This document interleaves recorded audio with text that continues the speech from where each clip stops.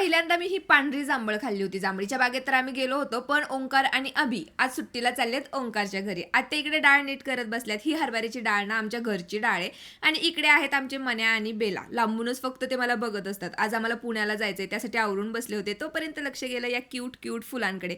आता संध्याकाळचे 4-4:30 वाजलेत. या टायमिंगला आम्ही निघालो होतो आणि जाता जाता या बागेमध्ये थांबलो होतो. तर या मामी ना या वहिनींच्या मामी आहेत आणि त्यांचीच ही जांभळीची बाग आहे. मी खरं तर पहिल्यांदाच जांभळीच्या बागेमध्ये आले होते आणि आता ना याचा भर संपत आलाय. कुठे कुठे थोडी जांभळं राहिली होती, त्यामुळे आमच्या सगळ्यांचं चाललं होतं की सगळीकडे शोधायचं आणि जांभळं गोळा करायची.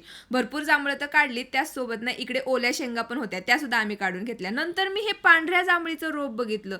हे मी पहिल्यांदाच पाहिलं होतं, टेस्ट करून बघितली. पहिल्यांदा तर मी विचारात पडले की नक्की हे लागतंय कसं. मामींनी आणखी जांभळं माझ्याकडे दिली होती आणि खरं ना ही जांभळं सुद्धा खायला खूप छान वाटतं. तिन्ही सांजेची हे वेळ संध्याकाळच्या टायमिंगला खरं शेतात भारी वाटतं. जाता जाता भूक लागली होती, त्यामुळे हॉटेलमध्ये थांबलो. चहा घ्यायचा, तर म्हटलं वडापाव घेऊ आणि या वडापावनी माझी काय हालत केली तुम्हाला दिसलंच असेल.